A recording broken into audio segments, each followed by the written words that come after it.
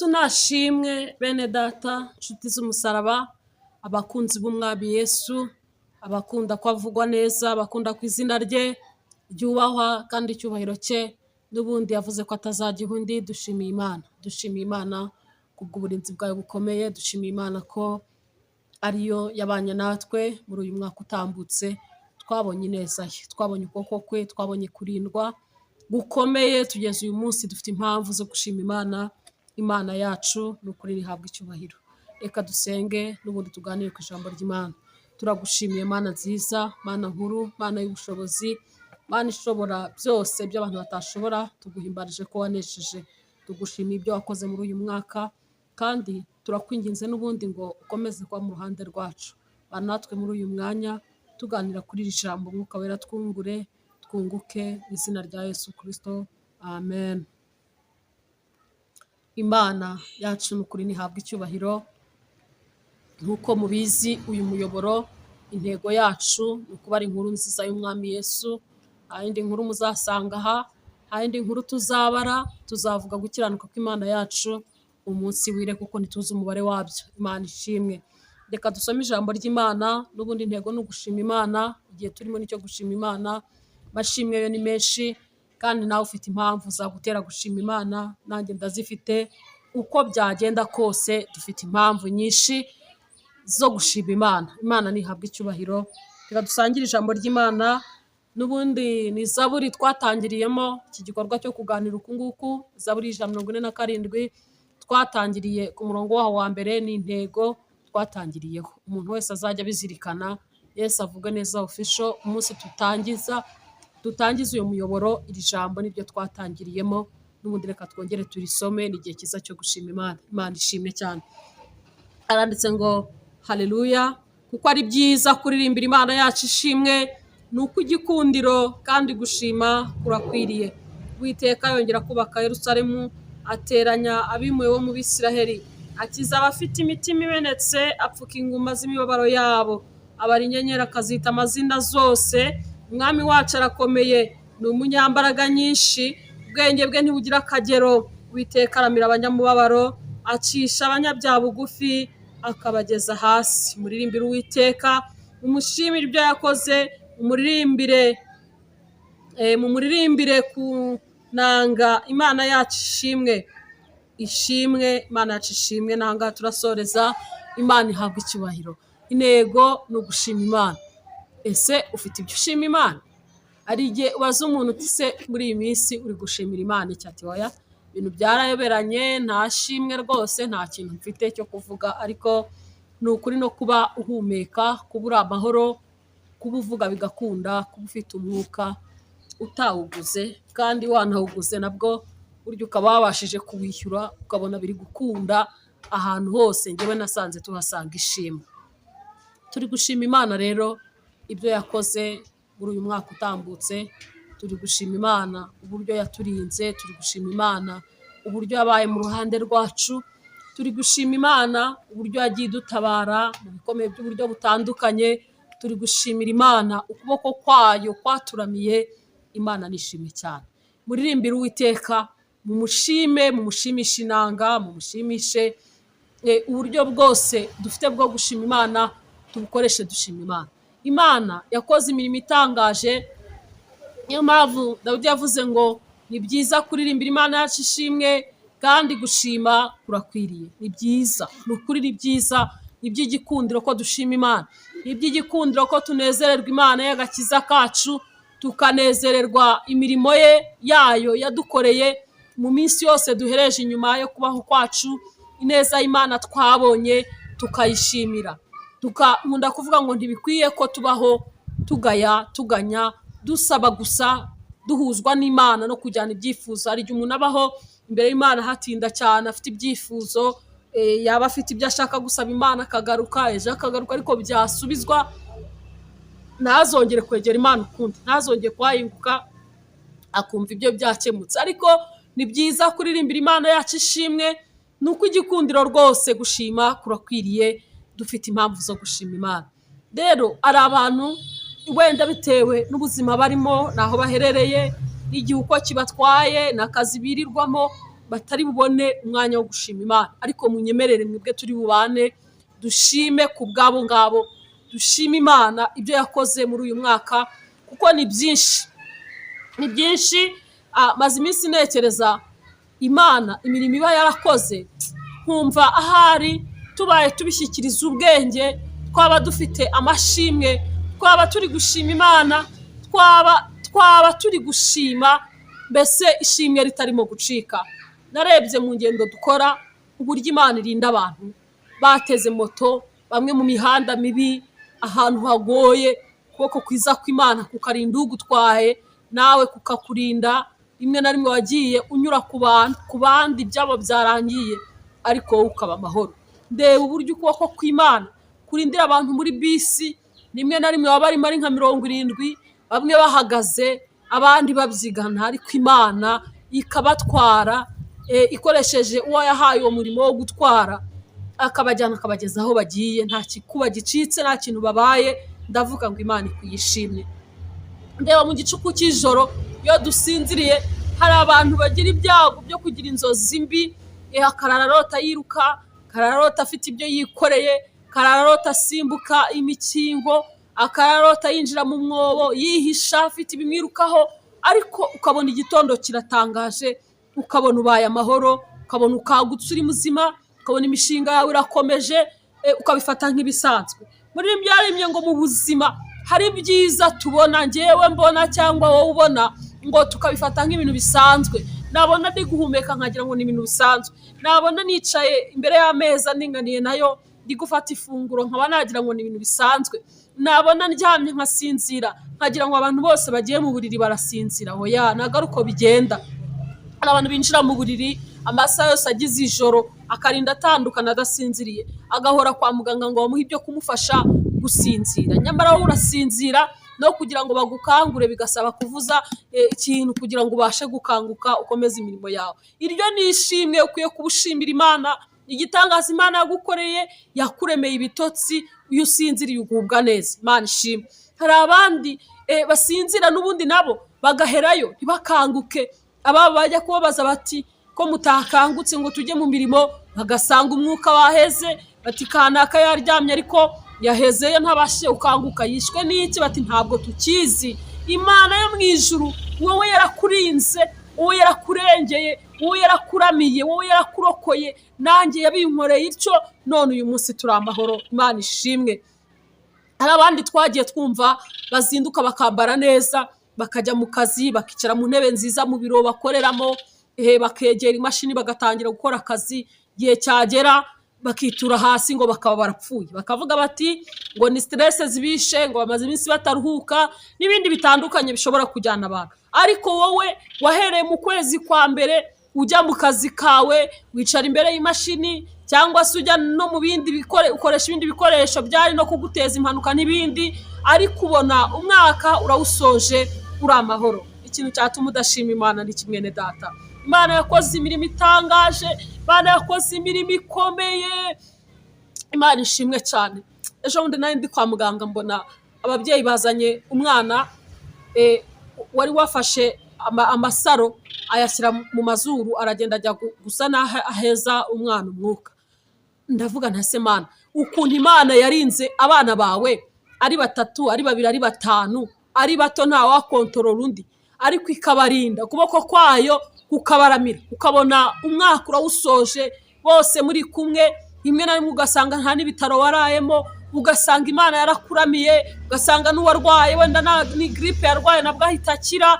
Ikintu cyatuma udashima Imana mwene data ni igiki? Gushima kurakwiriye, ni uko igikundiro, gushima kurakwiriye. Mureke dusige inyuma umuco wo kujya imbere y'Imana ari uko ibigeragezo byabaye byinshi, ari uko amarira yatugose, ari uko ibikomeye byadutuze.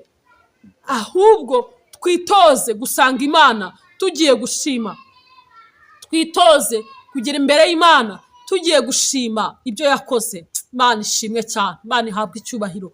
Hari igihe ugera kwa muganga ugasanga abantu bamwe ntabwo ingingo zabo zigikora, zabaye paralize kandi bakizifite zuzuye, ariko ugasanga wowe umwaka urawutangiye mu kwa mbere, ugeze mu kwezi kwa 12 umwaka urawufunitse neza, nta n'ikinini unyoye, ukabifata nk'ibintu biri aho, waba urimo no kuganira n'abandi uti njye sinkunda kurwara, njye mbona ndi amahoro. Ni byiza, ariko hari imbaraga isumba byose, amen, y'Uwiteka Nyiringabo, ukuremera ubuzima, ukuremera ishimwe muri ubwo buryo, kugira ngo umuheshe icyubahiro, kugira ngo umwubahishe mu bandi, kugira ngo umuvuge neza mu bandi, kugira ngo ineza yewe we kuyipfobya. Imbabazi z'Imana yacu zihora zunguka, niko ijambo rimbwira, uko bukeye nuko bwije zihora zunguka. Nicyo gituma zisanga umuntu naho ameze nk'aho yabyirengagije, zikamusangayo zikamukebura. Izo ni imbabazi z'Imana yacu. Imana rero yakoze imirimo itangaje.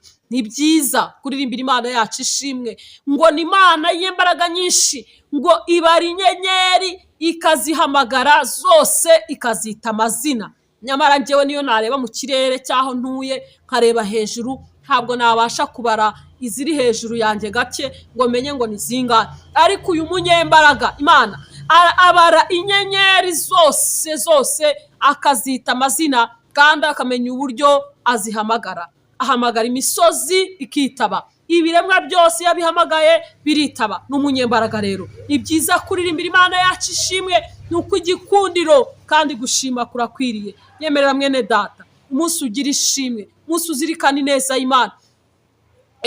Bijya bigaragara ko kenshi mu gihe nk'iki turimo dusoza umwaka dutangira undi, abantu benshi baba bari mu gihe cyo kunezerwa, nibyo, baba bari mu gihe cyo kwinezeza, baba bari mu gihe cyo kureba ibyo bagezeho, byose ni byiza pe. Ariko ugasanga imbaraga nyinshi bazishyize mu ruhande rwo kwisayisha n'isi cyane, ugasanga bazishyize mu ruhande rwo kwinezeza, rimwe na rimwe bikarenga n'urugero, bigatuma inzego z'umutekano ziza zireba abantu bahungabanyije, zireba abantu basinze bikabije, zireba abantu baraye mu binani, zireba abantu bari abanyacyubahiro bagize indi shusho itari nziza. Ariko ni ukuri, ni byiza kuririmbira Imana yacu ishimwe, ubihaye umwanya ukavuga ngo njyewe iki ni igihe cyanjye cyo kujya imbere y'Imana nkayishimira ibyo yakoze, ibyo yandemeye, ibyo yantabayemo, ibyo yantambukije, ibyo yandengeje, ukavuga ngo nkwiriye gushima Imana. Imana ishimwe. Abana bawe bagiye ku mashuri mu gihe cy'amezi 12 mu mwaka wose ushize, bariga bakagenda bakagaruka, bakagenda bakagaruka, babaye amahoro, nta n'umwe wakuvuyeho. Uko n'ukuboko kw'Imana kwahakubereye. Imana ishimwe. Wagiye ku kazi ukabyuka ukagenda ukagaruka, umwaka urawusoje, nta mpanuka wahuye nayo. Niba waranahuye nayo uracyahumeka. Uko n'ukuboko kw'Imana kwakuramiye mwene data. Gushima kurakwiriye rero. Kuririmbira Imana yacu ishimwe ni ngombwa, ni ngombwa. Imana yarakoze, Imana yarahakubereye. Nahoze ntekereza ukuntu Imana yahambereye. Hari igihe cyageze bitewe n'igihe nari ndimo, senga Imana, numva mbuze n'amagambo nsenga, mbura uburyo nsengamo. Ariko Umwuka Wera azi kuvangura amagambo tujyana imbere y'Imana, azi kuvangura amasengesho dusenga, agacurukura ibidacurukuye, akabishyira mu mwanya wabyo, ijuru rikabyumva rigatabara. Ndashimira Yesu, amen. Ndashimira Yesu ko mu bantu basoje umwaka bashima ndimo. Ndashimira Imana ko mu bantu basoje umwaka bafite icyo kuvuga ku Mana, bafite ishimwe kwa bari amahoro, nanjye mbonetsemo. Imana yarahambereye, Imana yaramvugiye, Imana yarandengeye, kuboko kwayo kwiza narakubonye mu ngendo zanjye, ndagenda nkabona ibimenyetso byinshi by'impanuka, ariko nkabona Imana turabanye. Imana ishimwe. Iki itakoze mu buzima bwawe ni iki cyatuma ubura ishimwe? Ngo njyewe nsoje umwaka ngo mfite ibibazo, sinzi icyo Imana yampoye, njye ndabona nazi ibyanjye. Ntabwo ukwiye kuganya mwene data. Hari ibyo Imana yakoze, nubwo hari ibyo ubona bitarakunda, ariko hari ibyo Imana yakoze. Amen. Imana ishimwe. Kuririmbira Imana yacu ishimwe birakwiriye, nuko igikundiro rwose, kandi gushima kurakwiriye. Imana yacu ni nyembaraga, Imana ikwiye ishimwe, Imana ikwiriye guhimbazwa. Kandi gushima ni urufunguzo rw'indi migisha, ni urufunguzo rw'ibindi bisubizo, ni urufunguzo rw'ubundi butabazi. Gushima Imana ni ngombwa. Gushima Imana birakwiriye. Kuvuga Yesu neza ntako bisa, kumwamamaza ntako bisa. Nahimbazwe umwami w'abami. Imana ishimwe, Imana ihabwe icyubahiro, Imana ishyirwe hejuru. maze iminsi ntekereza ku kuboko kw'Imana kwandamiye. Hari igihe cyabayeho nkajya nibaza ngo nzongera ngende, nzongera nkandagire bikunde, ariko ineza y'Imana isanga umuntu mu gihe abona ko nta byiringiro, nuko Imana ikaguhumuriza. Imana ishimwe. Nubwo amakuba yaba menshi ate, ntiwihebe, Imana irayategeka. Ni byiza kuririmbira Imana yacu ishimwe. Renga umusozi w'amaganya, renga umusozi wo kurira, renga umusozi wo kwiheba, renga umusozi wo kuvuza induru, urenga umusozi wo gutaka gusa, winjire ku musozi w'amashimwe. Uvuge ngo mfite impamvu zo gushima Imana. Have wabwoba we, nimunyihorere namaramaje, mfite impamvu zo gushima. Imana ishimwe.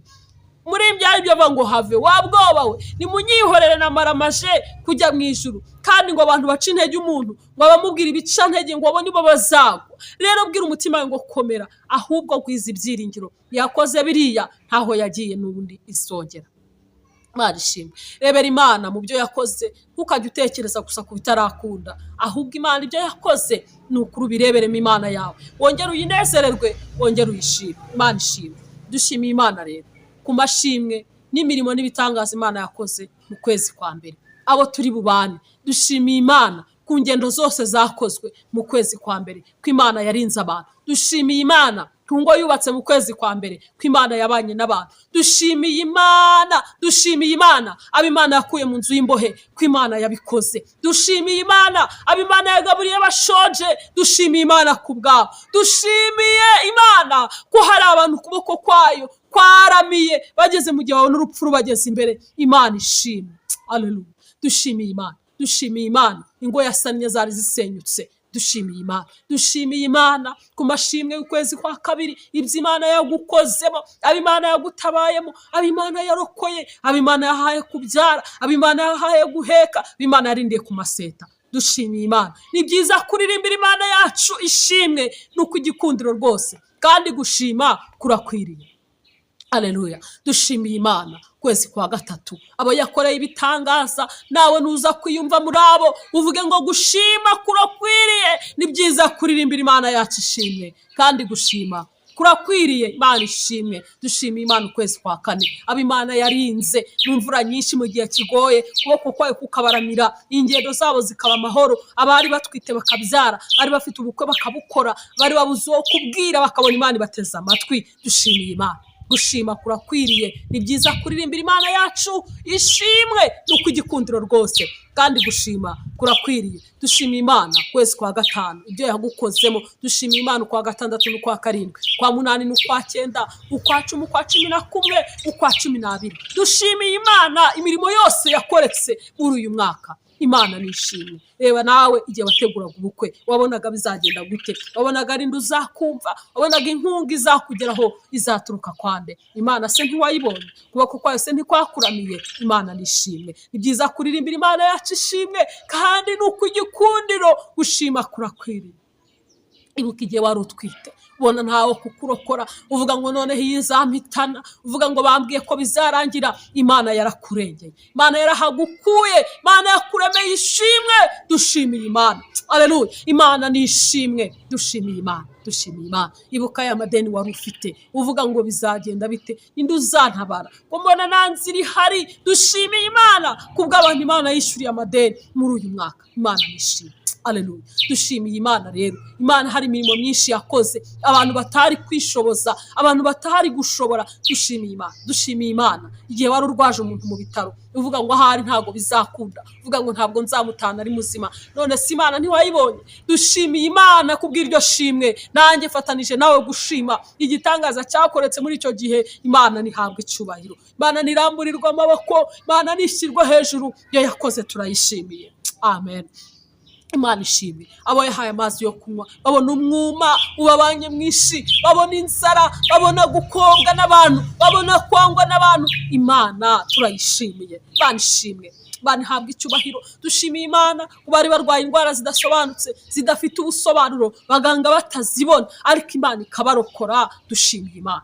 Haleluya. Dushimiye Imana n'ukuri. Dushimiye Imana imirimo yose yakoretse muri uyu mwaka. dushimiye Imana fatanyije n'abera bose gushima Imana. Ubuntu bukomeye bw'Imana namwe bwabagezeho, ni ukuri njye bwangezeho, kandi ndahamya nashidikanya ko nawe bwakugezeho. Impamvu uri kunyumva, impamvu ukiri amahoro, ni uko bwakugezeho. Shima Imana, aleluya. Dushimiye Imana ku bwabo yishyuriye minerivare muri uyu mwaka, babona nta nzira, ababyeyi bafite amaganya, bafite amarira, babona ntaho kubarengera. Imana yarahabaye. Imana ishimwe. Murimbyi yararirimbye aravuga ngo uri Imana wabaye Imana, aravuga ngo wabaye Imana, uri Imana wabaye Imana, uri Imana. Imana yabaye Imana. Imana yabaye Imana mu ruhande rwanjye, Imana yabaye Imana mu ruhande rwawe, Imana yabaye Imana mu ruhande rw'umuturanyi wawe. Imana yabaye Imana. Dushimiye Imana, aleluya. Dushimiye Imana, ibyo yakoze ni byinshi. Ni byiza kuririmbira Imana yacu ishimwe no kwigikundiro, kandi gushima kurakwiriye. Rero kuri uyu munsi wa mbere w'umwaka dushimiye Imana ko yaturinze umwaka wose, twabaye amahoro, twarinzwe n'imbaraga zayo zikomeye, ukuboko kw'Imana yacu kwaradukomeje. Imana ishimwe, tuyiragije n'ibiri imbere, kandi muhumure, yahabaye cyagiye izongera ihabe. Dushimiye Imana, induru n'urusaku byari biriho yo gucogoza abagenzi, impuha n'ibindi, ukuboko kw'Imana kwabanye n'abantu bayo. Dushimiye Imana. Imana ishimwe, Imana ihabwa icyubahiro. Birimo yakoze ni myinshi, Imana yarahabaye. Dushimiye Imana. Imfubyi yaramiye igaca inzira bakabona imibereho. Dushimiye Imana, dushimiye Imana. Imana ishimwe. Rero ni byiza kuririmbira Imana yacu ishimwe, kandi gushima kurakwiriye. Imana iguhe umugisha. Yemerera wahaguke utekereze ku byo Imana yagukoreye, usubire inyuma usure amateka yawe, urebe ko ibyo Imana yakoze rwose, nturebe ku bitarakoreka, kuko imbaraga zakoze ibya mbere zirahari ngo zikore ibisigaye. Imana iguhe umugisha mu izina rya Yesu. N'ubundi rero intego ni yayindi, n'ubundi umwaka dutangiye, dukomeze kubwira Imana ngo tugendane, tugumane, ntusige, kandi ni ukuri natwe ntabwo tuzava aho Yesu ari. Niwe uduha amahoro, yatubereye ubuhungiro, yatubereye inshuti nziza, yatubereye ubwugamo, yatubereye byose. Natwe ntabwo tuzava aho ari, kandi nawe ufite ibyiringiro kutazamuvaho. Imana niguhe umugisha. Reka dusenga Imana, n'ubundi tubwire Yesu ngo tugumane. Turagushimiye Mana, imbabazi zawe zihora zunguka, imitima yacu inyuzwe cyane no kugushima. Ibyo wakoze ntitwabirondora uko biri ngo birangire, icyo tuzi ni uko watubereye Imana. Izina ryawe rishimwe. Tugushimiye ibyo wakoze byose muri uyu mwaka, tugushimiye imirimo itangaza wakoze, ukuboko kwawe kwaramiye abantu, n'ubundi tukuragishe n'ibiri imbere neza bikomeze gufubika abantu. Tugushimiye ku bwa byose kuko uri mwiza. Izina rya Yesu, uyu mwaka turawukuragishe, ukuboko kwawe kwiza kuzaramira abantu, uzabane n'abantu mu byiciro byose, uzahaze kwifuza kw'imitima y'abantu. Umuntu wese uko agukeneye azakubone. Inyota abantu bafite yo kubona Imana, ubutabazi bwayo, bazahazwe nawe. Ndagushimiye mu izina rya Yesu Kristo, amen. Yesu abahe umugisha.